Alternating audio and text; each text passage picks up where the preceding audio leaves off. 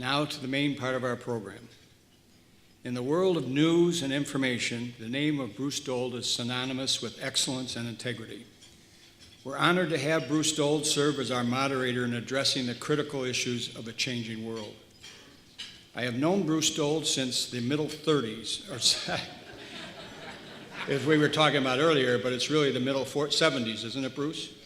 Yes. Seems like it at times, since the middle 70s, when he started covering government and state politics. Although, frankly, at times I took exception to some of the words and prints that he used to describe me and some of my actions, I actually always found him to be fair and objective. Watching Bruce Dold excel in his profession has been indeed impressive. I can say without a doubt that he is one of the most influential voices in America today. Soft-spoken but deliberate, his position on issues and challenges facing our country are thought-provoking and in the best interests of our citizens. As the publisher and editor-in-chief of the Chicago Tribune and Media Group, he has led the organization to a dozen national awards, including several Pulitzer Prizes for the Tribune as well as for himself. We are honored and pleased to welcome back Bruce Dold as our moderator for today's event. Thank you, Bruce, for being here.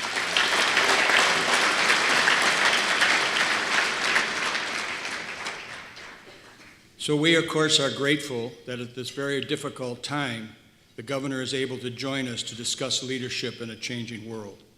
The college community sends their thoughts and prayers to the Bush family. And as you know, running for office and serving in government is today's environment is very difficult, yet not at times impossible. Once you announce for office, your whole existence is questioned, and people immediately suspect you of ulterior motives, and they say, as you know, in the real world, that politics is a blood sport. With that background, any person that succeeds today in politics must be of strong character and exhibit high leadership qualities. When deciding on a keynote speaker for today's event, these were part of the attributes that we looked for in selecting the right person. We wanted to select an individual who was a proven leader in government and had experience in dealing with challenges in a changing world. The name of Governor Jeb Bush immediately came to mind. Jeb Bush served as the 43rd governor of Florida from 1999 to 2007, being the first Republican in the state's history to be reelected to a second term. His leadership qualities were very evident from the very start. He cut spending, reduced the government workforce, presided over a robust Florida economy, created 1.3 million net new jobs while improving the state's credit rating. Leadership proven on all fronts, from economics to political. One can only wonder if he would be available to help us in Illinois.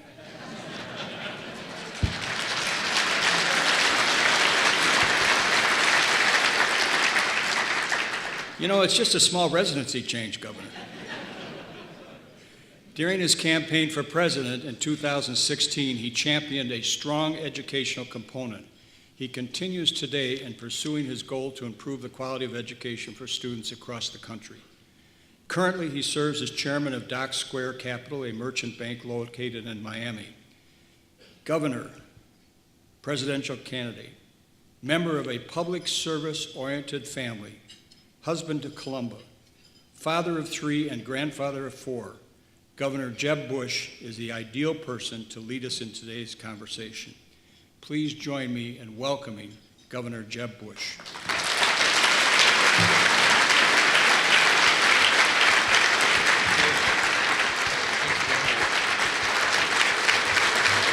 Thank you all. Wow. Thank you. Thank you so much.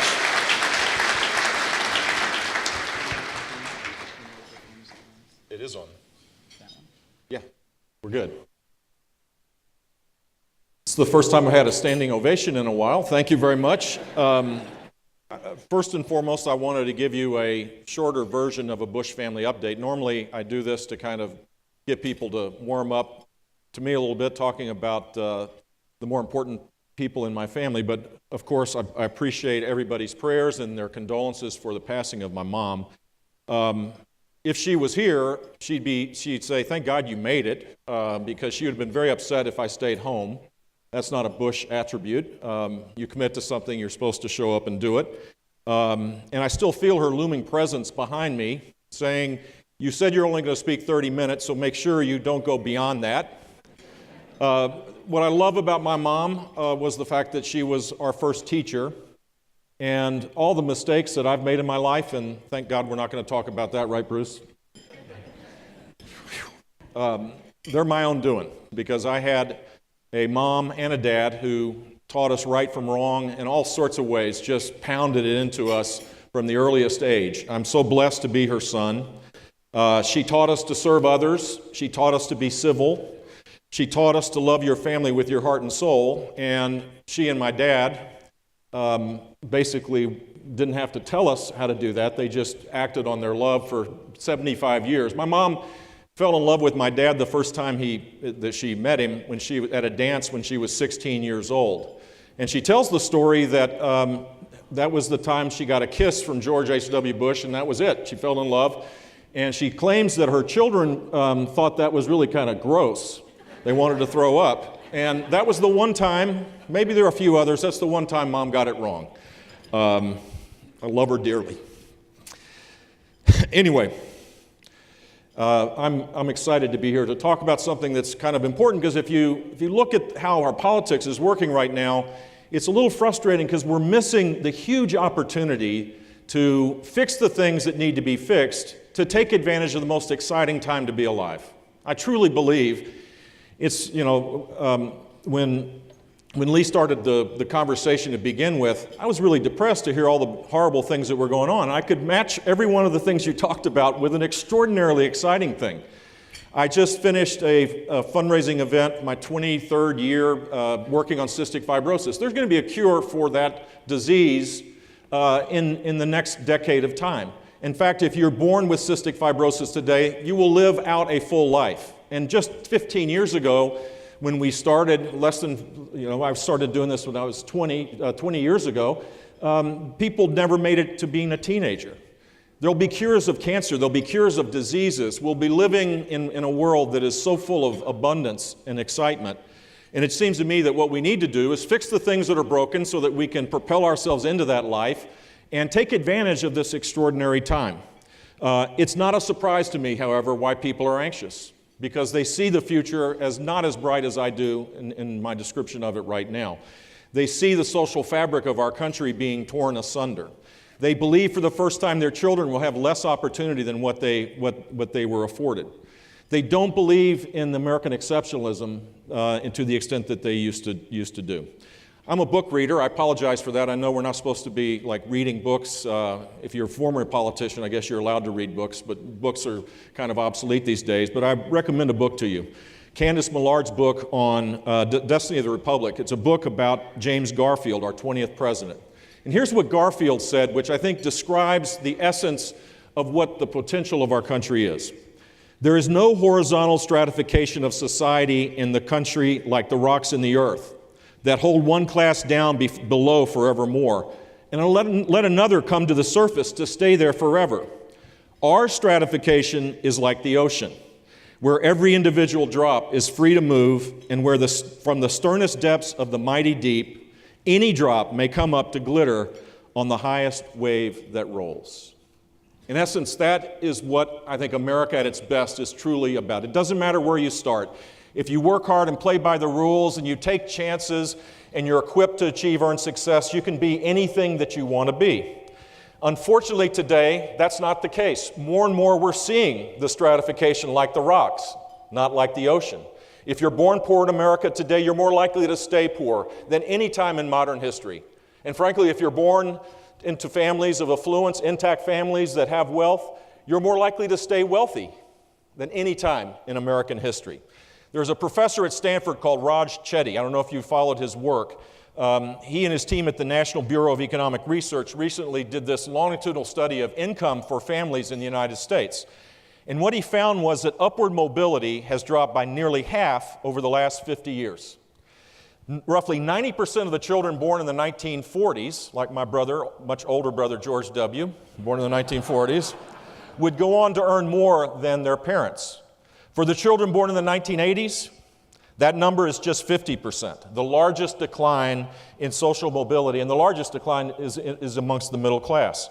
You combine that stratification that we're now seeing, where we're not as dynamic, and you see this avalanche of technology that should be the most exciting time to be alive, it turns out that it looks more like a tsunami coming at you than a wave that you could ride. It helps explain, to me at least, why people are so anxious and why they're willing to, in the political realm, to bet on the big horse, even though there's no substance behind it, to make the bet that we need to turn down and challenge the institutions because they aren't working to the same extent that they could. Let me give you an example of this technological wave and why it should be exciting but also creates huge challenges. UPS has been spending millions of dollars on a project called the Orion Project. Imagine all the data that UPS can accumulate. Every truck in a global company, all of their data, they're mining this data through this project, and what they believe they will do by being more efficient in their logistics and other elements of their business is that when it's fully operational, they'll save UPS $100 million miles per year, which will save roughly 10 million gallons of fuel, reducing carbon CO2 emissions by 100,000 metric tons, and it'll go straight to the bottom line, profit of $300 to $400 million. Pretty exciting, right? Here's the problem. It also reduces the need for 1,000 trucks. Pretty exciting, I guess. But that means there's 1,000 fewer truck drivers. And across the spectrum of our economy, the convergence of this dramatic improvement in innovation using big data analytics, wireless technology, the Internet of Things, artificial intelligence, automation, all of this combined is accelerating change at a time when we're not as resilient as we once were. And here's the challenge. The challenge is the skills gap that now is permanent. The number one issue for most businesses I talk to is the inability to find skilled workers to expand and invest in their businesses. The skills gap is growing at a time when we need to be reducing it. Talk about high school, for example. 83% graduation rate is significantly better than it was a decade ago. But of those, only 37% of those high school graduates are really truly prepared to go to college. Because if you look at, maybe not the case here in this beautiful part of our country, but if you look at the remediation rates for entering students at community colleges and public universities, it's 1 out of 5 of every public university has to retake high school math or high school English before they can start getting credit. In community colleges, that number goes to 50%. So our skills gap is growing at a time when we need to figure out ways to narrow it. So what's the path forward? I think we have, within our arsenal of policy objectives, we have the chance to fix this, and I have 4 suggestions. One, we should figure out ways to make high sustained economic growth an objective that is not political. For the life of me, I can't understand why people wouldn't want to celebrate higher sustained economic growth. Whether you're a liberal or conservative, more growth creates more opportunities. It's not that complicated. If you're wealthy, less growth is fine because you've accumulated assets already. And you probably have a monetary policy when there's slow growth of pumping money into the system that inflates assets and you get richer. But if you're poor, you're not going to be able to rise up. And if you're in the middle, you'll be perpetually squeezed. Second is the restoration of a concept, a Catholic concept called subsidiarity. A belief that the United States is a far better country when we're bottom up rather than top down. That we should stop outsourcing our compassion, stop outsourcing the challenges, and fix them in our families, in our communities, at the state level, and not make Washington the end-all and be-all. Because last time I checked, they're not capable of doing much. And so we should ask them to do less and do it really well. Maybe protect our shores. Maybe make sure that cybersecurity is top-notch in our country. There are things that our federal government needs to do. But we shouldn't constantly be outsourcing the challenges that we face because America is truly a bottom-up country. The total transformation of our K-20, K-to-life system, pre-K to life system, I think is an element of what we need to do. And then finally, we, the people, need to figure out how to reverse the toxic political environment that exists, most particularly in Washington, but last time I checked, occasionally it looks like that contagion may have spread here to Illinois and other states as well. High growth, just Look, think of this. If we were to grow at 2% more than the now standard accepted run rate of a 1.5% growth out as far as the eye can see, say we aspired to a 3.5% growth rate, which is what we're more or less growing right now for this year. If we made that sustainable over the long haul, in 10 years' time, given the power of compounding, in the 10th year, we would create a Germany of additional economic activity. That would create real increases in wages for most Americans. It would lessen the need to raise taxes because recurring revenue would come into government at every level, and it would create a more prosperous place. The tax reform policy that passed in Congress, regulatory reform, the energy revolution that's taking place, all of that is creating the beginning notions of high sustained economic growth. But one thing that we have to do is to recognize that our demography is our destiny unless we figure out ways to adapt to this changing world. The Bush plan is that 10 years from now, we'll all be 10 years older. Does anybody? No disagreement there, good. But the plan, and if that happens, which is happening more often than not, the simple fact is that there will be 8 million fewer young workers from native-born Americans, because the fertility rates and family formation rates have been radically altered without a big debate. And the simple fact is the demographic pyramid that's supposed to look like this is looking like this. And yet in Washington, D.C., no one wants to take on the challenge of recasting the social safety net so it won't bankrupt the next generation of time. The next generation will pay a $50 trillion debt, or there will be massive cuts in programs like Social Security, Medicare, Obamacare, and Medicaid. $50 trillion of a contingent net present value of contingent liability. In the last presidential election, not a candidate that won the nominations said that that was a problem. Well, with all due respect to our president and to the vanquished Democratic candidate of 2016, they're just dead wrong on that. We have to figure out a way to make sure that the entitlement spending, which now consumes almost all the spending in the federal government, doesn't create a tidal wave of debt that makes it hard for sustained economic growth to take place. The other element of a higher sustained growth model requires a much more economically driven immigration system. We need to recognize that people do want to come to our country and they want to pursue their dreams. And what we ought to do is create a legal system where the best and the brightest can come here, where we narrow the number of people coming by family and dramatically expand the numbers based on economic need for our country of people that have skills to be able to make a contribution for themselves and their families and for the rest of us. We certainly have to secure the border, but Mr. President, Mexico is not going to pay for a wall. It's not, that's a symbol. I'm sure it's great politics, but the simple fact is half of the people that come here illegally come with a legal visa and they just stay. If we're serious about making sure the rule of law applies, there are many things that we could do to make sure that illegal immigration subsides and legal immigration becomes part of our benefit of creating an environment of high sustained economic growth. The second issue that's important, at least in my mind, is this concept of subsidiarity. Think of the great challenges here in Chicagoland. There must be scores of examples, either through civic organizations, through colleges, universities, through churches and synagogues, where a problem exists and people roll up their sleeves and organize themselves to act on their sense of consciousness to help others. When I was governor of the state of Florida, we made reading the highest priority, probably in honor of my mom, I guess. And the simple fact was we didn't have a government program. We did put money behind it, but we created a BHAG, a big, hairy, audacious goal of 200,000 mentors spending time, particularly in struggling third grade reading classes, where adults could come in and be able to provide mentorship for a child that was struggling, where a teacher saw the benefit of having an additional adult there once a week. And we created a strategy around it.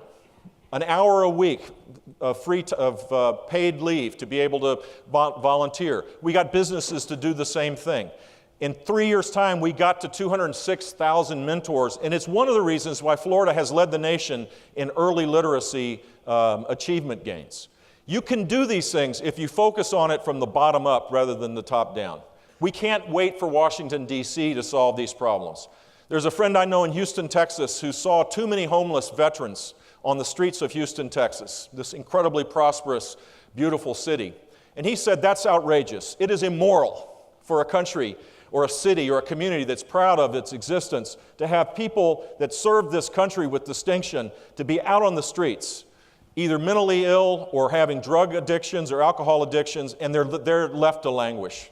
And so instead of going to Washington, D.C., flying up on his private plane, he organized the chambers of commerces in the greater Houston area. He got the church, the faith community to get involved, in civic associations. And in Houston, Texas today, there are no homeless on the streets of Houston, Texas. That's America at its best. And for the life of me, if we're going to make sure that there's a safety net that is real and meaningful, it seems to me we should be acting on our sense of consciousness and rolling up our sleeves and solving a whole multitude of problems so that everybody can rise up and that everybody has a chance at earned success. If you combine those two things, embracing high sustained economic growth and then making sure that the people that are traditionally left behind aren't, whether it's the opioid epidemic or homelessness or many other challenges that exist throughout our country, we're on the right path. But the other challenge is that we have a huge skills gap, and we have to dramatically change how we make sure children have a fighting chance to be successful in life. The simple fact is that we're not going to deal with this challenge unless we do this. A child born in a public hospital in Chicago today will never have a job. They'll never have a job because there is functional obsolescence in many elements of life, and particularly the lower end of the economic ladder. Are we going to accept that as part of what it is to be an American, that we're going to provide some kind of support, but the dignity of work will be left behind for so many people? I hope not. And I believe that God's given every child the ability to learn, that we can't excuse away why some do and some don't, that we need to organize ourselves in a radically different way to make sure that every child does learn. The Florida experience suggests to me that you can move the needle in this regard. There's the NAEP test that just came out in the United States. Hopefully it got some news up here because Florida ended up once again leading the nation in terms of the gains for the 4th grade and 8th grade tests that are administered, called the nation's report card, the NAEP test. But in Florida, we grade schools A through F. In Florida, we eliminated social promotion in 3rd grade.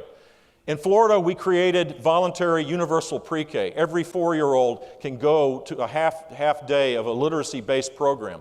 In Florida, we created the most ambitious school choice programs, both public and private, by far in the country. In Florida, we focus on rewarding high-achieving students, not by holding them back, but by pushing them along, with the largest number of kids taking and passing AP classes and IB classes, and now career certification-oriented classes in high school.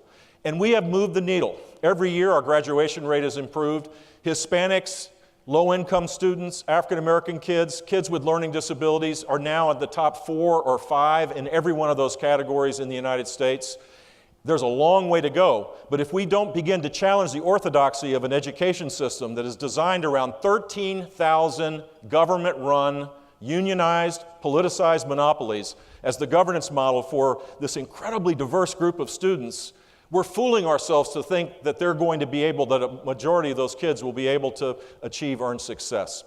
My belief is that we need to think differently. As we always have in this country, America is full of times where we've taken a pause and said, is there a better way of doing it? And it seems to me that there's a dramatically better way of educating our students. It starts with the premise that time should be the variable and learning the constant, not the other way around. Little butts in the seat right now is how we drive our education system. And as the butts get bigger, the amount of money goes directly to the same system. It's divvied up for the adults. But the net effect is that kids that could learn faster aren't given that opportunity to the extent that they should. Kids that are struggling are pushed along without mastering the material. And kids in the middle are struggling as well. A different system would customize the learning experience around each child. And technology now allows a classroom to be a much more dynamic place. But that requires, in many places, collective bargaining that challenges the power of the unions and the bureaucrats that dominate the education funding system here in Illinois and most places around the country.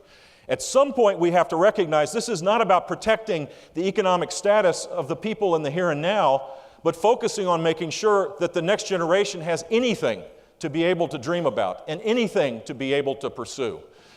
The same applies in higher education as well. Great schools make sure that kids get extraordinary educations. And this school certainly does that. But a lot of schools really haven't been able to make sure that kids that are full-time students get a 4-year degree in 4 years. In fact, full-time equivalent students, 60% of students get a 4-year degree in 6 years in the United States. Organizing ourselves in a different way, pre-K all the way up to lifelong learning, will give us a fighting chance to make sure that people have the skills and the talents and the grit and determination to be part of the most exciting time to be alive. The final thing I'll suggest to you is that the poisonous political environment that we're facing, again, I would say it's disproportionately located in the zip codes around Washington, D.C., around our nation's capital. We, the people, have to figure this out. Now I'm probably going to insult half the crowd, and I apologize in advance. People think that our politics is some kind of foreign ecosystem, that it's like, ugh, it's like, ugh, I don't want to be part of it. I'm not part of that. That's not me. That's not the definition of who I am. And so we kind of isolate it intellectually as though it's something different and separate from who we are. Well, here's the dirty secret. Politics is embedded in our culture, and we are our culture. The interaction of all of us together defines our culture. And our culture is more vulgar than it once was. Our culture allows people to, act in ways that 30 years ago would never have been allowed in our political environment. Our culture is more reality TV based, so it shouldn't be a surprise that our politics is that way. And the internet stretches people out where you can customize your own information to be able to be more righteous about your own views because you're constantly getting it validated about how smart your views are and make you less tolerant of other people's views. So a lot of people talk about term limits or balanced budget amendments or eliminating the Electoral College or all sorts of things. Those are all interesting ideas. But first and foremost, we have to recognize that our politics is us. And that if we accept the kind of stuff that goes on, then so be it. But if you don't accept it, then I think it's incumbent upon all of us individually and cumulatively to challenge our political environment. And if we do it, extraordinary things I think can happen. So I've created a few Jeb's rules about how politics should work. First, voters should penalize rather than reward politicians, irrespective of their party, that use racist language or call people Nazis or disparage the disabled or make fun of people in order to push someone down to make themselves look better. That should be a penalty. You should be in the penalty box rather than getting rewards for that.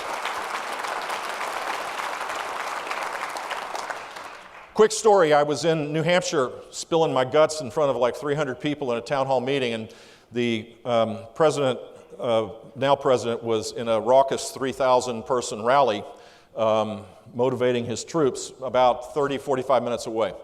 And I was the target, I think, of most of the summer, at least, for about 6 months. I was his guy. He really, he got a kick out of going after me. And he called me, I can't say this because I do feel the looming presence of my mom, but it's this. That's what he called me. It starts with an A and goes on from there. So that probably broke the, I don't know, is that maybe in Chicago that's allowed all the time, but that was the first time I heard in a presidential campaign in a public setting that barrier be broken. So Dana Bash rushes over to get my comment about this accusation that I was what I just described to you.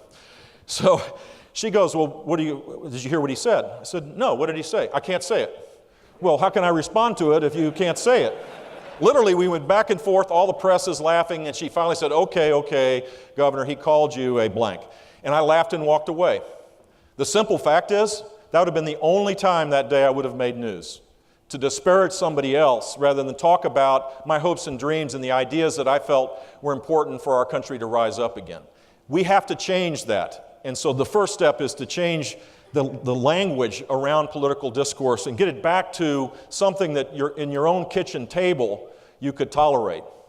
At least in my kitchen table, I could promise you, if I talked like the people I hear on television today talk, my mother would have gotten her board out and whipped my butt, which she did occasionally. Secondly, you can't forgive the politicians or the talking heads that drill a new one into somebody who's on the other team, the other tribe. And then when something like that happens on someone on your team or your tribe and there's silence, shame on them. Bad behavior And the kind of language that we accept today, or the kind of actions that we find intolerable for someone who you don't agree with, should have the exact same response to someone that's on your team. Why would we allow that to happen? But now we're so hyper-partisan that if it's a Democrat doing something outrageous, the Republicans are just righteously there to attack. But if it's a Republican, you'd hear nothing, and vice versa. To challenge this notion, sometimes bad behavior is just bad behavior, and that we should have a higher ethical standard for people in public life rather than a lower one.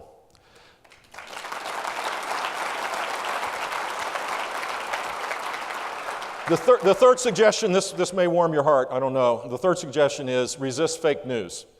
There's a lot of it out there, man. It's pretty extraordinary.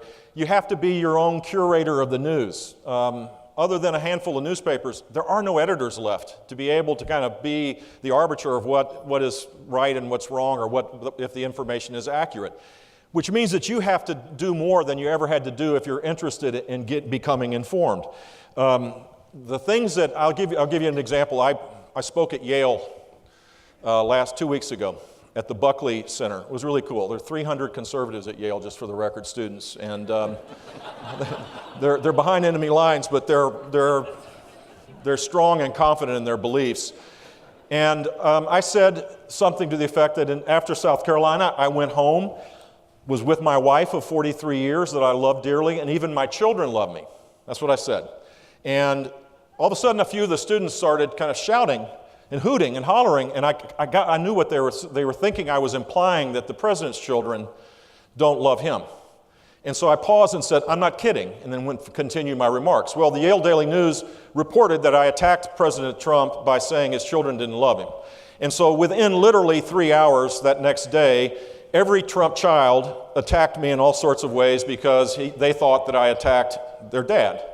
And the net effect was that it goes out into the ether where there are no editors, and I'm disparaged, in a tweet storm, the likes of which is pretty amazing.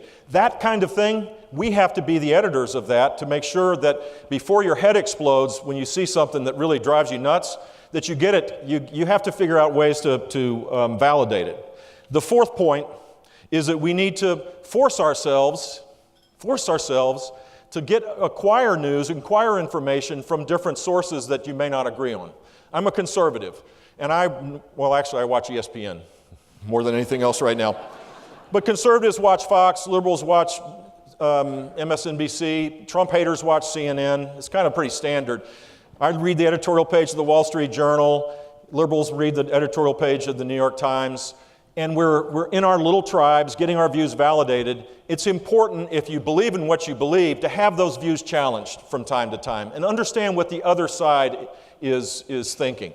Here's my belief, and I may be wrong, but I think people that don't agree with my ideology or how I've reasoned to get to a conclusion about limited government, I don't think they're bad people. I just think they might be wrong. And there's a difference, because if you think people are bad or evil, then you're never going to have a dialogue with them. You're never going to find common ground. Our democracy is based on people reaching across to find consensus on how to solve problems. We're never going to get beyond where we are unless we recognize that good people can have differences of opinion. And the public square is a place where that can be sorted out. The final suggestion is I think we need to reward politicians that take the Nixon to China route once in a while, that are willing to challenge the orthodoxy of their party or their base if they think it's the right thing to do. And the history is rife of incredible examples of political courage that ended up, in some cases, being rewarded, in other cases not. But it was the right thing to do, and we should cherish those kind of occurrences and reward them. My dad lost the 1992 election in my mind because he broke a campaign promise, the No New Tax Pledge. But the simple fact was, there was budget discipline after that agreement took place, and the surpluses that his successor takes full credit for occurred because of that budget agreement in 1991. Tip O'Neill and Ronald Reagan put aside their differences and saved Social Security for more than a generation of time. The civil rights, 64 and 66 civil rights legislation that was passed by Lyndon Johnson took enormous courage to go against, at that time, the base of a significant part of the base of the Democratic Party, conservative Democrats. And it took courage to do it. And in some cases, as I said, there were rewards. In some cases, there are not. We need to have a new kind of dialogue about politics where when people do what they think is right, give them credit for it rather than disparage them and try to push them away. Because if people fear that there's no rewards for getting beyond where we are today, you'll see less people trying to do it. And my guess is that's where we are in Washington, D.C. now. People know we have these problems. People know the only way to solve these problems is to find consensus to move forward. But politicians don't see the rewards of taking that first step. What they see is the exact opposite. If we get that right, change the political environment, and we focus on high sustained economic growth and making sure the next generation has the power that comes from knowledge and the grit and determination to be successful in life, I do believe that my mom, looking down on us for the next years, will say, this is still the greatest country on the face of the earth. And I hope that you stay engaged to make sure that it becomes that way. Thank you all very much. Thank you.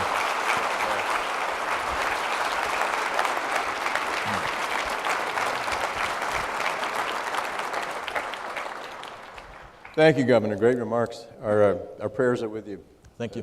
At a tough time. I think everyone knows this country is so intensely divided politically, but you would not find a single dissent in the room or in the country in terms of the admiration for the strong bonds of the Bush family. Thank you, Bruce. I have a quick story to talk about my mom because whenever I fly, around on business, at least in the old days, people would come up. People are normally nice. Normal people are normally nice. And they come up to you and they go, I love your mother. And that was always code for, I'm a Democrat, I can't stand you, your brother, your dad. But I love your mother. It was really a very polite way of, my mom's kind of support was universal for sure. The rest of us were struggling. Your family, so your father ran in 1966. Your family's been in public life for more than 50 years. Is there one story about your mother that no one in this room has ever heard? Yeah. That you would tell? Exactly, that I can tell.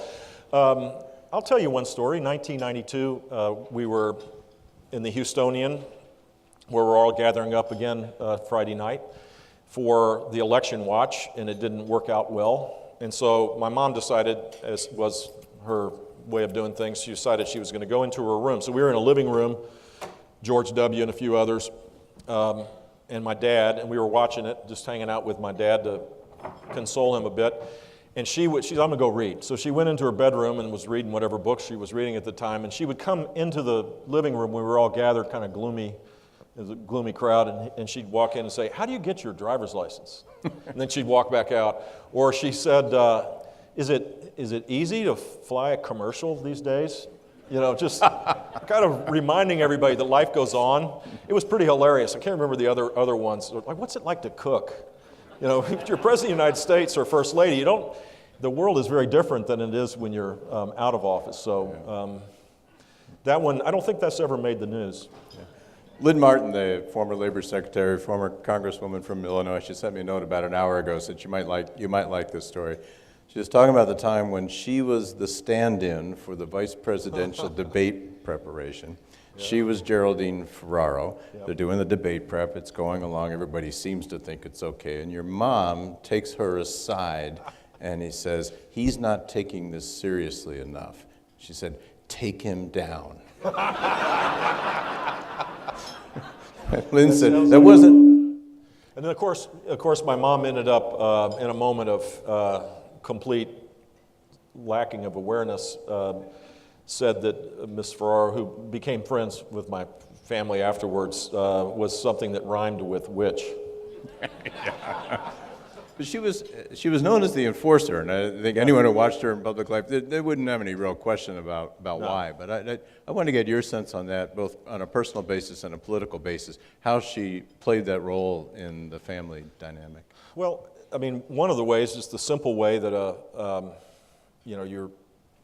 it's easier to do the right thing if it becomes a habit. If you have to think about it all the time, you're going to make a lot more mistakes. But if it's pounded into you to look people in the eye when you see them, the small things start to add up. So, yes ma'am, no sir, firm handshake, looking people in the eyes, serve others. Those things turn into things to become habits of a more righteous life. And that's what she did. And she did it not just for us, but she did it for grandchildren and great-grandchildren even. She just was an incredible teacher of these things that should be timeless, and every person should have the blessing of a family that where you learn these habits of being more civil amongst one another. We're all, I think basically, we're all good people. We're all imperfect under God's watchful eye, but we're all decent, good people. But if you have these habits around you, it just becomes more natural to act on it. And that's, if I had to pick the one thing, it's not particularly, doesn't fit the feistiness of Mom or the stuff that people talk about all the time, but it's just, she has never stopped teaching. Your parents had the longest marriage in presidential history. President Carter and Rosalind are right behind them. Mm-hmm. So they may replace that record now. Can you give some insight? You also, it couldn't have been easy. You moved, I think I read, 29 times.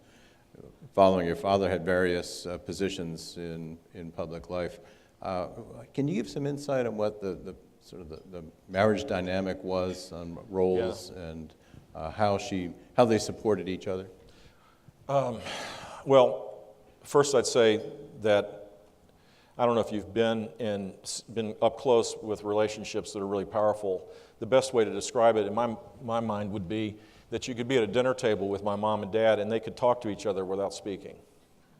That they had this tightness, this bond, that they knew what each was thinking. They could finish their thoughts, and they could do it telepathically even. I mean, it's a bond that has just been incredible, and there'll be lots of stories over the next couple of days about a marriage that was, so, look, being their son is such a blessing. I could have woken up in the Midland Memorial Hospital and could have had a really nice mom, but I woke up next to Barbara Bush. I mean, geez, it's like winning the lottery. Yeah. I do have to ask you, though. I mean, she was known for being frank. Yeah. What was the time when you're thinking about running for president of the United States, and she goes on television and says, "We've had enough Bushes." Yeah, that was a classic. So that was when the George W. Presidential Library was being opened, and the women in George W.'s life were at the Today Show, which has the exclusive franchise of all things Bush because Jenna Bush works on the Today Show. So they've gone through the whole deal, and Matt Lauer asked my mom, the last question was this. So had he not asked the question, I wouldn't have had to been tortured by this. But so she says, there's been too many Bushes, and then she kind of quickly said, too many Clintons.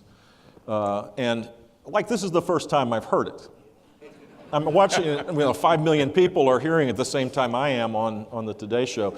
So she comes back and says, "Mom, could you give me a heads up?" And of course, did she say no? She said, "Oh, I won't do it anymore." Then, I kid you not, C-SPAN did a story of First Ladies. They were doing a series, and they used my mom saying the exact same thing as the way to draw increase the C-SPAN crowd from 10 to 50 or whatever. So I'm one of those 10 viewers if C-SPAN's back there, just for the record. So I'm watching it. So I call her up. I say, "Mom, you promised you weren't going to bring this up again." And she goes, "I didn't." I said, "I just saw it on television, for crying out loud. You're promoting something." And she said, "Oh yeah, I did do that." But that was 3 months before I did the thing on the Today Show. So she went from against to neutral to being a supporter, thank goodness. Was she a Dana Carvey fan? Yeah, she was. So was my dad. You all may not remember this. My dad lost the election in '92. I brought that up. And everybody was gloomy in the White House because you think about it, all the people there are leaving. Almost everybody, these are all political jobs. So my dad, being the kind of person he was very distressed about all these people that didn't have jobs, and he was worried about them. So he thought he would liven things up. So he summoned the entire White House staff in the old executive office building into the East Room, And they did the presidential music, and out came, instead of my dad, out came Dana Carvey, and did his riff in front of everybody, and it lifted them up. But both my mom and dad are huge fans of Dana's. What was it like for you? So I guess you would have been about 13 when your father first ran, so Yeah. you were in public life early on. When you see your father, your parents out there, they take all the hits. It was a little different in the 60s perhaps than now. But how protective do you feel as a young man and then as you grow up in being in that public of a family? Well, I have a son that's running, that's a statewide elected official, and he's running for re-election right now. He had a pretty tough primary, which he won with 58% of the vote, for the record.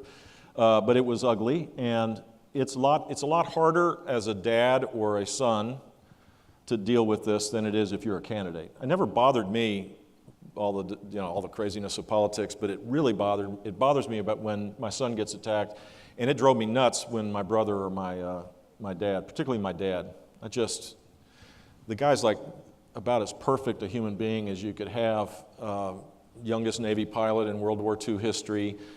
He's just an extraordinary man, and look, I'm not objective, I don't plan to be ever. So when he's like, I would be the first guy that would jump on the hand grenade if someone threw it into the family meeting. I would always want to be the one that was there to defend my dad. How is he doing?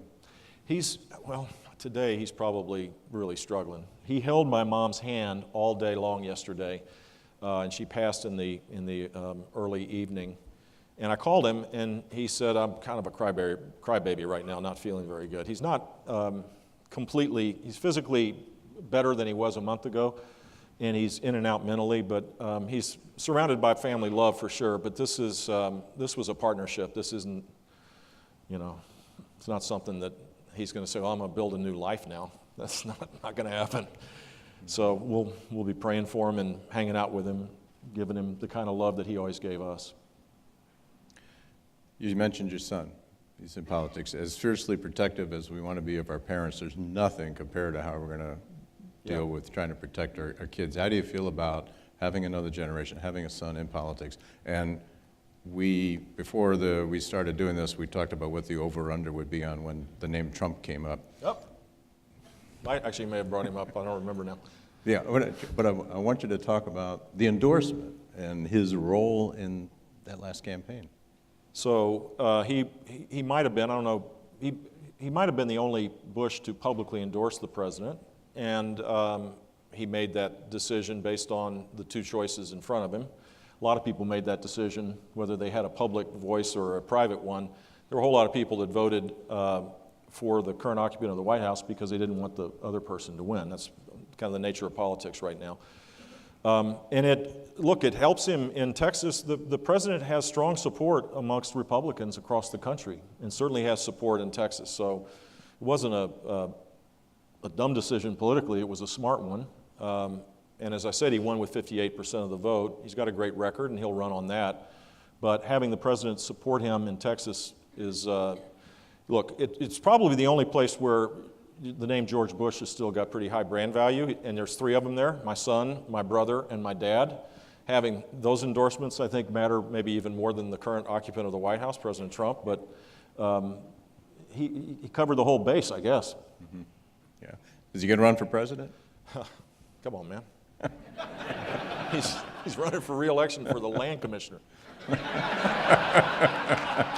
Just for the record, though, just so you guys, the land commissioner, Texas, when it became a state, I know this is riveting. When Texas became a state, this country really wanted him. So James K. Polk ran for election with 4 campaign promises. Change the tariff system, resolve the territorial dispute, the 54-40 territorial dispute in the Oregon Territory, get Texas into the Union, and not run for re-election. And he did all 3, and then he didn't run. Man of his word. He actually died 3 months later, but that was a tragedy. So in that conversation, Texas said, we'll come in, but we're keeping the Texas state-owned assets, which was brilliant. So millions of acres are owned by the state of Texas, not by the federal government. And it turns out that underneath that land, are mineral rights and the largest oil and gas reserves, in the country, and certainly almost the largest in the world. So he runs a business that has a $45 billion net present value of future cash flow for the school kids of Texas. So it's a bigger job than it sounds like. Land Commission doesn't sound like much, but it's runs the Alamo, the Veterans Administration, all the mitigation for disasters, which is a huge issue with the flood zones in Texas. He's got a big job, and that's what he's going to focus on. And I'm proud of him. And he's bilingual, and he's handsome and smart and articulate. He reminds me of his mom. Now, here's the person who could be a potential candidate for something. That's my oldest granddaughter. And her name is Georgia Helena Walker Bush. Write that down. That name is it's easy to remember. We call her 41. She's named after her great-grandfather. And Georgia is, let me see if I can get this right. Georgia is a quadra-hyphenated American. So Georgia is a Canadian, Iraqi, Texas, Mexican American. And I'm Texan, which, as you know, is a nationality. My wife is from Mexico. Sandra, my beautiful daughter-in-law, is an American citizen, but she was born in Canada, and her parents are of Iraq, or they were Iraqi. So she's a quadra-hyphenated American, and when she fills out the census form when she turns 18, it'll say not applicable. And I hope, by the way, this is a serious point. I hope that generation, or the one that's moving up right now, eliminates all this hyphenated forms of American life. We're dividing ourselves up into these tribes that are it's really dangerous. And I think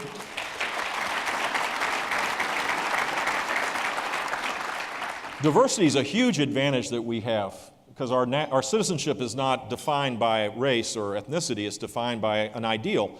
But if you don't know what those ideals are, you don't understand the founders' vision for America, you don't know what the Constitution means, you don't have any sense of the things that tie us together, then all the diversity just creates the Tower of Babel. And my hope is that we sort that out, because I think that could be a really positive step. I do too, because I'm about to have a granddaughter, or a grandchild, don't know yet, who will choose between U.S., U.K., and Chilean citizenship. Well, so take your pick. Say the old guy from Miami thinks U.S. We'll figure this out. Peggy Noonan had what I thought was a very perceptive column last week. She said that the Republican Party needs to think less like economists and more like artists, because artists think of the whole rather than get caught up in the parts. With that in mind, what is the whole of the Republican Party today? Well, Peggy's right that telling stories and putting a human context around things, which is my version of what she said, not as nearly as eloquent as she writes on Saturday mornings, I think is hugely important. And green eye shade kind of economics just doesn't turn people on. I think part of our problem is we haven't modernized our message. There's a little bit too much nostalgia for what many people felt were better days, behind us. And rather than saying, let's take these timeless conservative principles of limited government, entrepreneurial capitalism, and let's modernize the message around those same basic views. Those don't change who we are, but let's be relevant to 2030 rather than 1980. 2030 is dramatically different than 50 years prior. Dramatically different. And that's where we're moving. What's the Black Hawk comment that you move towards the puck where it's going, not where it is? Sorry you guys didn't make the playoff. Anyway, Panthers didn't either. But we got a few Stanley Cups. You do. In fact, I'll say, I've gone to three Black Hawk games. That is probably, and I've gone to a lot of sporting events, it's probably the best sporting event that I've ever been to. And it starts with the national anthem. Man, you want to go invade a country after you. No, I don't. For the record, I've really. Canada, we go invade Canada. You missed the Cubs World Series then. Well, I saw on TV. I didn't. Just go by in person. comparison. But you see, you talk very compellingly in your remarks about the lack of upward mobility, Yeah. lack of that you are doomed. Bernie Sanders caught that very well. In many ways, Donald Trump caught that well. Why hasn't the Republican establishment Well, caught I think Bernie Sanders and Donald Trump are on the flip side of that trade, if you will. They're more expressing a grievance and an anxiety. They're understanding people are deeply, legitimately anxious about this, but they're not offering a compelling set of policies that could rectify it. And I think what we've done as Republicans, put aside the president, but as conservatives, we've lost our ability to communicate what it is to be a conservative. Not just because of lack of storytelling and what Peggy talked about, which I totally agree with, but just fresh ideas related to the world we're moving towards. The education system in this country worked pretty good in 1950. And if a Martian McKinsey analyst came down, one of those fancy consultants you guys pay, that the further away they are, they cost more. The furthest removed McKinsey consultant came down and looked at our education system, they'd be shocked that in the 21st century we have 13,000 municipally run, unionized, politicized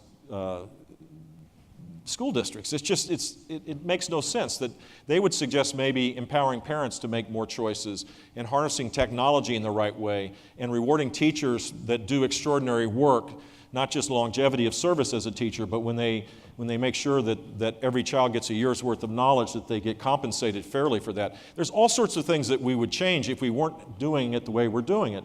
And I think America politics right now is stuck preserving systems that worked well 30 years ago and now no longer work, and the vested people are protected. Illinois is a great example of that. People are holding on to dear life of what they had because there's economic interest attached to it, and we suffer when we do that. And conservatives, if we're serious about being in the game, we better get in the game, because if you can't be, I'm less liberal than you. That's not a compelling message. You're going to go for the real deal if if you're offering free Medicare and free college and free this and free that and no entitlement reform and tax everything that walks and breathes, and we come in and we don't have a compelling alternative and can't communicate well what that is, then the country will move to the left. There's no doubt about that.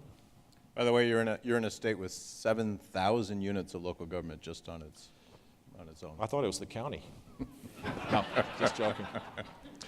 Local government has some significant benefits and advantages because it's local for sure. But the pension costs, we didn't even talk about the outside of the teachers union. I mean, the pension costs for states across the country, there's no one's fully funded. There's no one come close to fully funded. We make up 8% returns in most places thinking that we can sustain that. That's not possible. So the deficits are in the $2 to $3 to $4 trillion of unfunded liabilities. So if people think, that's why wages for teachers in many places, teachers are going on strike. A principal reason is that these same states have deeply underfunded pension obligations, and we're paying for the sins of the past, and teachers in those classrooms are not getting a fair shake. What is the state of play on education choice in the country? I know you wrote a piece in National Review supporting Governor Rauner's education scholarship program. In your paper? We have no, I don't think so, but guess you're we got welcome rejected. to. Well, that's also the magazine that also called him the worst Republican governor in the country. I don't know if that was they gave you equal time. Yeah, they don't have that anymore. But I think it was pretty courageous to do what he did. And I was disappointed to see the Democratic candidate say that he was going to overturn that. Here's what I know to be true. We had a very similar program in Florida that now has 101,000 kids in it. These are low-income kids going to private schools. It has revitalized the Catholic school system in the big urban areas of Florida. Parents are, in every measure, are happier. The research, at least in Florida, suggests that there's a higher probability of better education outcomes, marginally better for college attainment, significantly better for K-12 attainment. And the public schools have gotten better, not worse, in Florida because parents have more choices. As I mentioned, the NAEP test, which is the only measurement across states of student outcomes, Florida was the leader in this. I think it came out the fall of last year. We're the leader in terms of education attainment for the state. So more choices doesn't mean that there's a winner and loser. More choices, like it is in the real world, means that everybody can win. And that's a pretty good American concept, I think. Right. The criticism there would be that, yes, there would be losers. That if you have a motivated parent and you get a scholarship and you can go off to a good school, but if you're in that, you said, if you are born in a public hospital, you'll be consigned to poverty. So I can tell you what the future looks like, Bruce, because we implemented it in Florida, and the research suggests that all schools get better when you empower parents, particularly low-income families, with more choices. And I wouldn't just say private, I would say public, private. We have the largest virtual school in the country by far, the Florida Virtual School, which is great for certain types of kids. We have a voucher program for kids that have learning disabilities. If their IEP is not being met, their parent can choose taking the full funding, state and local monies, and go to a private school of their choice. And the world is not turned upside down when you do this. In fact, it creates incredible results across the board. So if you inform parents, irrespective of the level of their income, you give them informed choices, I would put my money on them 99.9% of the time than the bureaucracies. I mean, we have to start trusting people and empowering them to make choices for ourselves. And this, by the way, should be front and center in the Republican Party and the conservative cause. We should not assume that people in poverty are never going to be conservatives. My belief is that poor people want to become rich people. And poor people want a chance to rise up, and we need to give them the tools to achieve earned success. And that purposeful drive will create more prosperity, more benefits. Now, if I'm wrong on the margins, fine, but that's a message that is pretty compelling in the world we're in today. If you just walk around saying end is near, I'm protecting what I have at the expense of people that are trying to strive for success, we're doomed. I mean, as a party, we're doomed, and I think as a nation, we're doomed. On question on immigration, we have a number of questions from students at Elmhurst College, and one of the questions for you from them was that, what do you say to dreamers? There are a number of students who are dreamers at Elmhurst College. What does the party say to them? What do you say? Well, what I say, because I'm clearly not the voice of the party on this particular subject, is that dreamers or DACA recipients, depending on either the 700,000 that have registered or the 1.8 that would qualify, should, there's a deadline, a timeline from which this statement would be true. If you're a 45-year-old dreamer, there's a point past which this becomes less relevant. But for kids that came to this country through no fault of their own, there should be a path to citizenship. For kids, for others that came here illegally, we're not going to deport 11 million people. The cost of that, the breakup of families, it's great rhetoric politically, but it isn't going to happen.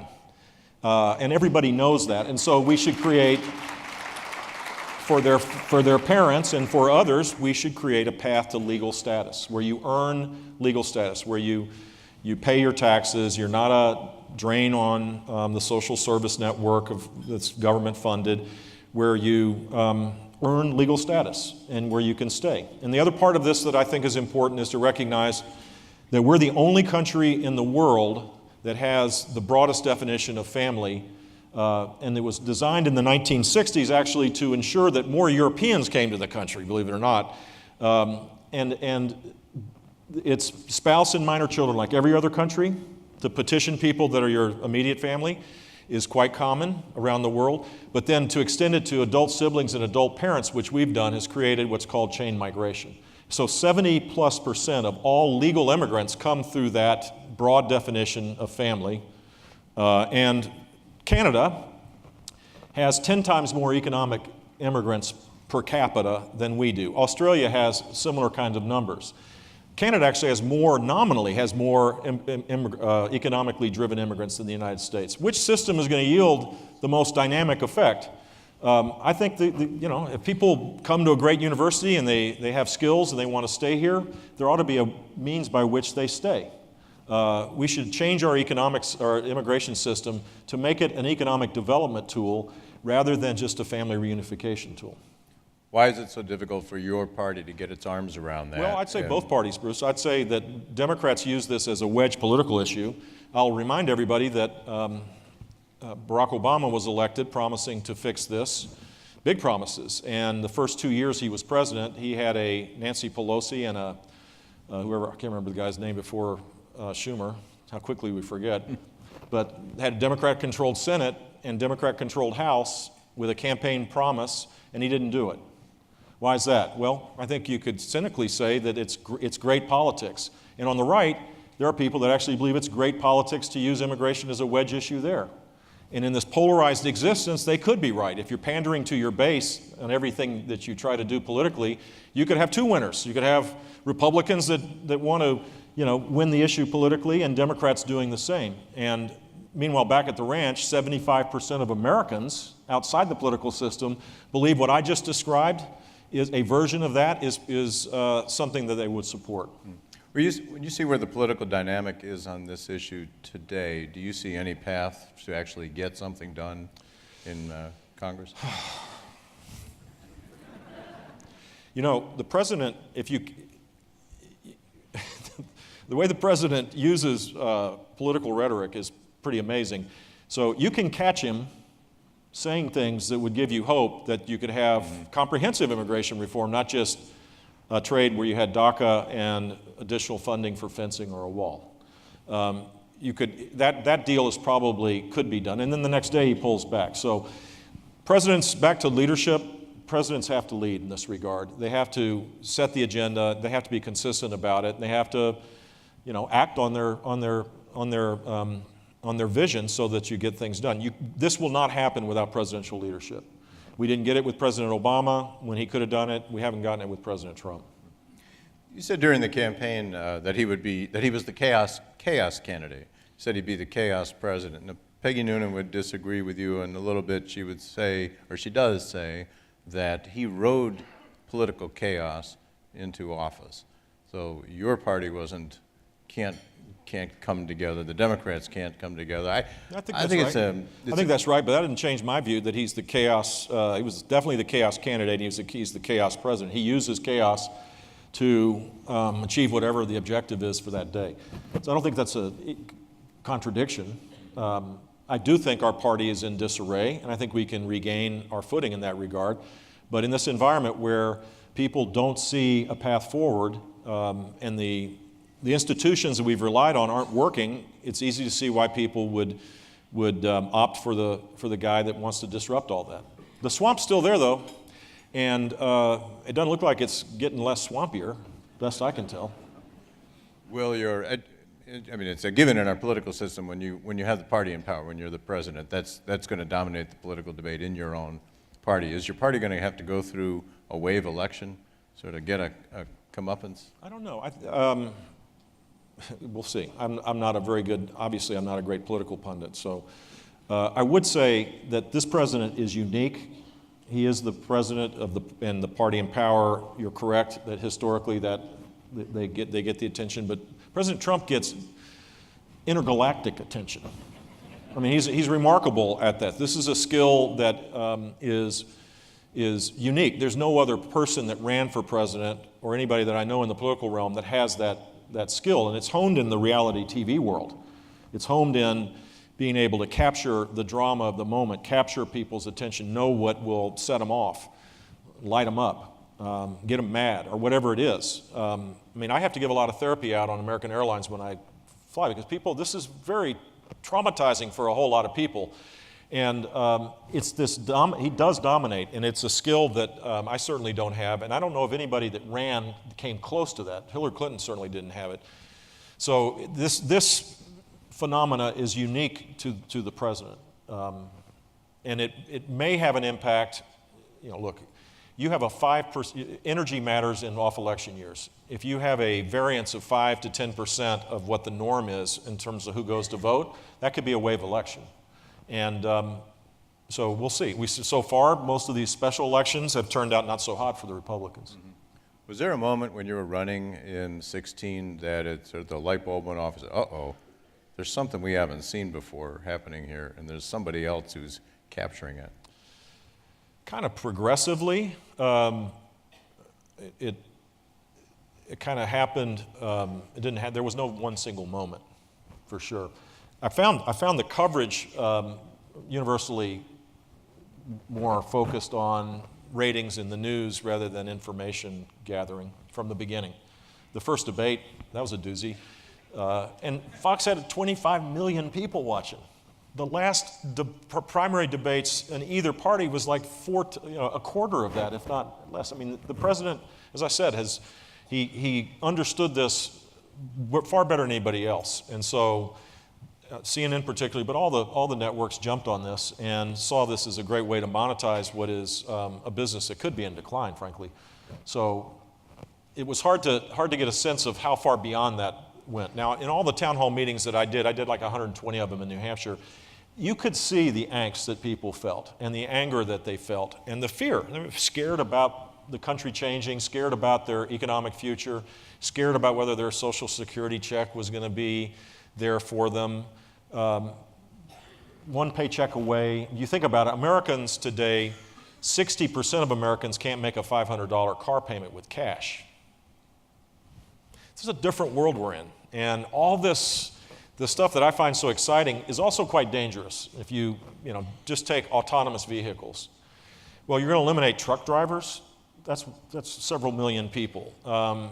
Who's going to advertise if there's no need for car insurance because there's not going to be any wrecks? Is Geico going to, the little dude's not going to be on television? How are you going to sell cars? This is in our DNA, the whole transportation system that we have. And it will be traumatic beyond belief unless we prepare for it, and we're not. And so people are smarter than I think the political class gives them credit for. I got to admit, when you bring up fake news, my spine stiffens because it drives me crazy. But you see it, don't you? I would say, well, every day. Yeah. We try and fight it with real news. And if I can make my pitch, if you want to support real news, subscribe to the newspaper, digital, print, whatever, do. I wanted, but so you were there. You saw fake stories. You saw real stories. You saw real news organizations that would peddle some things that you probably didn't like. Is there a public response to fake news that you think would be effective to try and minimize its influence? I mean, I think people have to become their own curator of news. They have to step up and become more informed by garnering a variety of views. I'll tell you a quick story because this really makes this point. So my first question in a town hall meeting was in Nevada, Las Vegas. The first, at least in Las Vegas. Right after I announced, I'm in this place. There's like 600 people. It was a big crowd. It was Sun City Center, I think, of retirees in Vegas, in a nice place, community hall. And this lady, before I start talking, she's like, she's going to have a heart attack. I mean, I cut my remarks short because I really kind of worried about her. She was so excited she had to ask this question. And I said, ma'am, you got to go first. I know that you're really anxious. So what's your question? She says, what's your views on TTIP? And I'm thinking, wow, this is a 75-year-old woman that actually cares about the European-U.S. trade agreement. It's like, I'm a policy nerd. I thought that was pretty exciting. First question. So I gave her the full loaf of bread. I said, look, it hadn't been negotiated, but it's important that Western values are embedded in these trading agreements because if not, China and their trading patterns and their mercantilist trading patterns will be the dominant feature for 20 years from now. The United States needs to stay in the game. And having a trade agreement where we benefit from lower tariffs in Europe's great. So that was my straight answer. And she goes, it has been negotiated and we've lost our sovereignty. So put yourself in my shoes. I'm pretty sure that TTIP has not been negotiated. 99.9999% sure. This lady, I'm trying to get her vote. What do you do? So, well, thank you very much for your comment. It's like, and then afterwards, why do you say that? And she said, I read about it in Breitbart. And 2 days later, I saw Elizabeth Warren on television basically saying the exact same thing, that in these trading agreements, we give away our sovereignty when we have arbitration panels. So if you're Exxon and you've had your oil company stolen by the Venezuelan government, you have a right of recourse to an arbitration panel outside of Venezuela. That's what these things are for. But in Elizabeth Warren world and Breitbart world, left and right combine to say that this is a threat to our sovereignty or we've lost our sovereignty. That's the world we're in. And I have many examples of why it's understandable why people on the left and the people on the right are drawn towards these incorrect beliefs because it's scary. We're in a scary time right now, and I think part of the job of people in political life is to start fixing problems so this anxiety that people legitimately feel begins to subside and people have hope again. Is there a point at which the Republican Party will go back and be the free trade deficit hawk party? If the president, I don't know, I mean, the president has this week had 3 different views on the other large trading agreement, the Trans-Pacific Partnership Agreement, which is in our national security interest to support as much as it is an economic issue. It's the world, the great threat to our country, I believe, is the emergence of China as not just an economic competitor, but a security challenge for our country. And to abandon the rest of Asia, I thought was a foolhardy mistake. And I was encouraged that the president seemed to suggest, that was maybe that could be relooked at. And then I was disappointed. That was on Monday, and today's Tuesday or Wednesday, and it's changed again. So a majority of Republicans in Congress support free trade. They want to use the existing mechanisms to penalize non-fair trade. I mean, there's a way to be a free trader and also support trade being done in a fair fashion.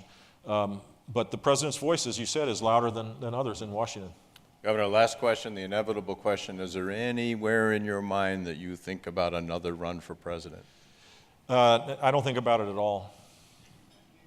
I have a blessed life. I've got a wife that is, I met my wife when I was 17 years old, and like my dad, it was love at first sight. And my world has been defined as BC or AC, before Columba and after Columba, and life after Columba right now is pretty sweet. So she stepped up big time when I ran last time. I think you only get one shot at that. Thanks for joining us. Thank you. Thank you. That's fun. Thank you.